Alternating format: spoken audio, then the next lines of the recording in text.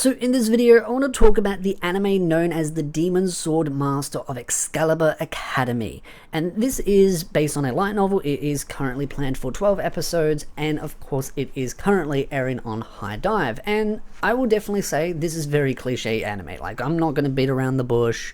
It is as cliche as you can get. Action, fantasy, harem, reincarnation, school setting, main protagonist is a younger male, suddenly recruits a older female. It's not like super older, but a bit older, where he reincarnates her as a vampire queen, gives her a nice seductive outfit, really got a nice attractive maid that helps him out in the shadows, and a large cast of girls that are kind of slowly, one by one, falling for him. I will say the harem aspect is a lot more slower in this. Like, it doesn't like ram in like the first 3 episodes where like 5 girls just throw themselves at him. It kind of progressively builds up, so it kind of at least makes it feel more believable why the girls would find him appealing to their tastes.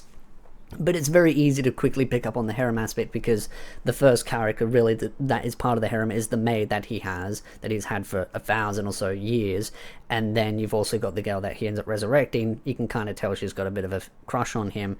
And then very much later on throughout the episodes, you've got the maid to the girl that he's recruited or has as a vassal is also part of it too, and I feel like all the other girls will join one by one. So it's one of those where, yeah, if you don't like your cliche harem, over the top stud muffin power fantasy, then yeah, this won't be for you. But if you just like, as I like to refer to it, the isekai trash, but this is not an isekai, I'll be very clear, but I just kind of use the isekai trash because that's what I use all the time for other isekais. But it is kind of those, it's cliche, it'd be perceived as trashy, but it's just fun. Honestly, I actually really enjoyed watching it episode by episode, just because it's simple, it's fun, it's silly, it's not something that I need to overly think sometimes. It's something that I can just like sit there, watch it while I'm doing something else. That's what I like about some of these animes, is that you don't have to put too much thought into it.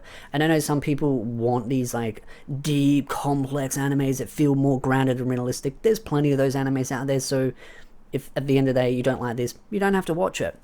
But at the same time, might I note, is that there is a lot of Western TV shows out there that are very similar in nature to this, where it's shows that you don't need to put much thought process into. So I just feel like when animes get a lot of hate for the kind of mindless enjoyment that you get out of it, it's like, yeah, but every other cult or every other media has those kinds of shows as well, and they're not like fire and few. They're in a high demand, and there's a large amount of them as well. So just wanted to point that out.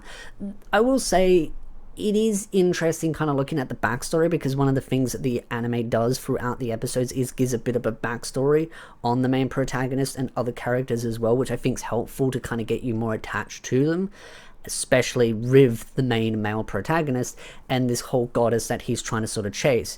And it goes really far back to this like whole 1,000 years ago, where he slowly goes from being a hero to this undead king or demon king, and then ends up being resurrected by this goddess. And there's clearly a relationship, something kind of between them, and clearly the female protagonist that he has recruited as a vampire queen is clearly the vassal for this goddess. So he hasn't twigged to that, but I feel like it hints at very much in the early stages of the anime that this is clearly going to be the case. That's why the romance is kind of pushed as well.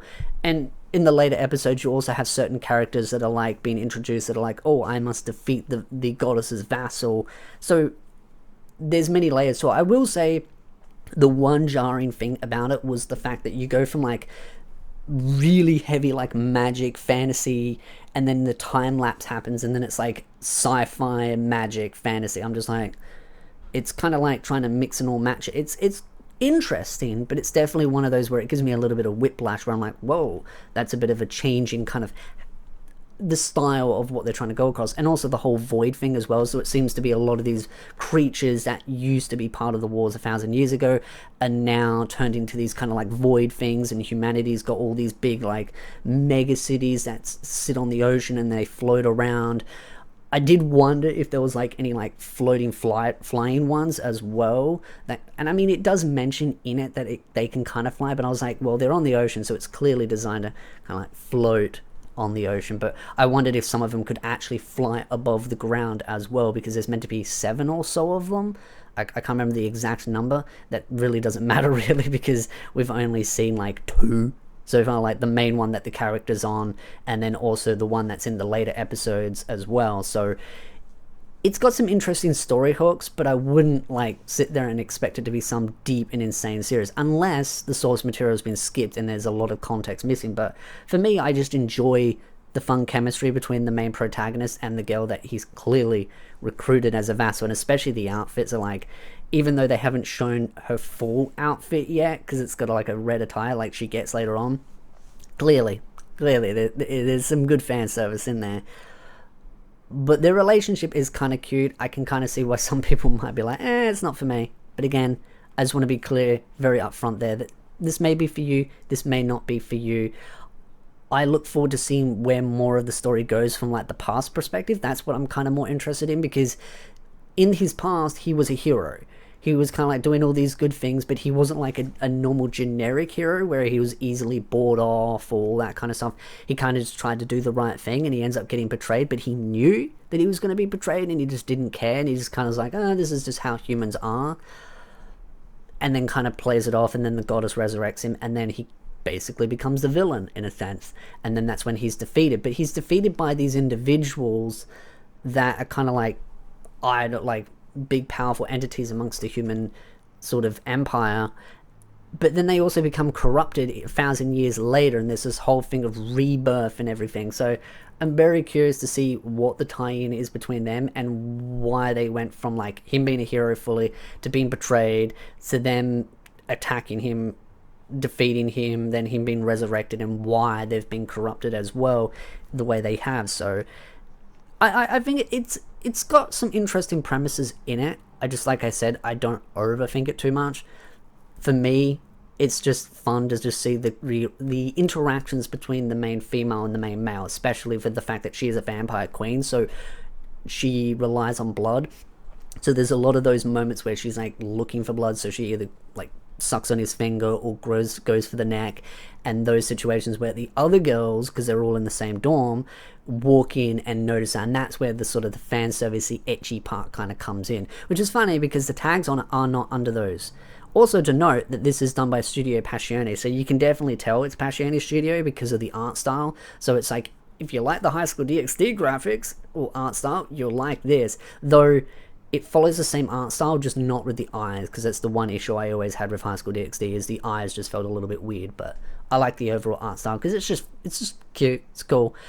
But that being said, when it comes to the interactions between the two characters, the two main characters, I am curious to see if the other cast members will find out the truth, because it does feel like they're starting to slowly clue on the fact that there are all these weird animals popping up around the place, the dog, the maid girl that's just randomly in the boys' room, and also the fact that it is a dorm and everyone's a girl except him.